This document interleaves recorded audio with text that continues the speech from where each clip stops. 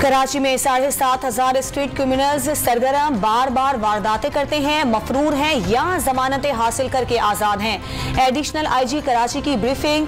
वजीर आला सिंध का मुजरिमों की ट्रैकिंग के लिए कानून साजी का हुक्म। नशे के आदी अफराद को फौरी उठाने की हिदायत।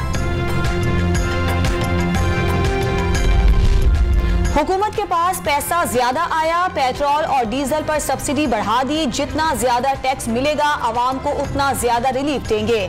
वजीर आजम का वादा। इस्लामाबाद में कामयाब जवान प्रोग्राम के तहत कर्जों का इजरा कर दिया। दुआ है इमरान खान नियाजी अपने पैकेज पर आने वाले दिनों में यू टर्न ना लें। हुकूमत आवाम और IMF दोनों को धोखा दे रही है। ऑपोजिशन लीडर शहबाज शरीफ का बयान। इस्लामाबाद की एहतसाब अदालत में मरियम नवाज की तोशाखाना रेफरेंस में दायर दरखास्त पर समाअत। नैब को मरियम नवाज की दरखास्त पर 30 मार्च तक जवाब जमा कराने का हुक्म। बिलावल भुट्टो का मार्च घर जैसी बात है, इस्लामाबाद आने दें कुछ नहीं होगा। वजीर दाखिला शेख रशीद का तबसरा। शाह महमूद ने जियालों के पावर शो को रेंटर कार मार्च का नाम दे डाला। PTI का हुकूक सिंध मार्च सांगढ़ पहुंच गया। रास्ते में शानदार इस्तकबाल। सिंध के लोग पीपल्स पार्टी से ठग गए।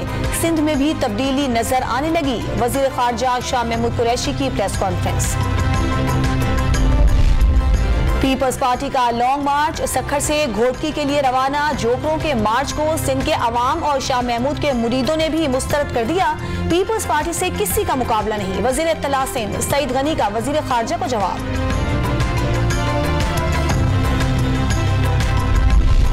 डेरा गाजी खान में आसमानी बिजली गिरने से 30 साल शाह सुलेमान और सखी सरवर के नदी नालों में तुगयानी आ गई। मुल्तान, रहीम यार खान और मरी में बादल बरस पड़े।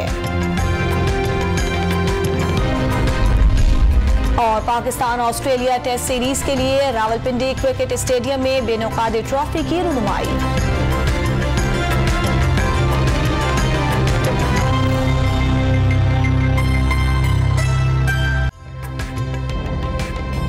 ताज़ा तरीन वीडियोस के लिए हमारा YouTube चैनल सब्सक्राइब करके बेल आइकन प्रेस करिए ताकि आपको मिले हर अपडेट सबसे पहले।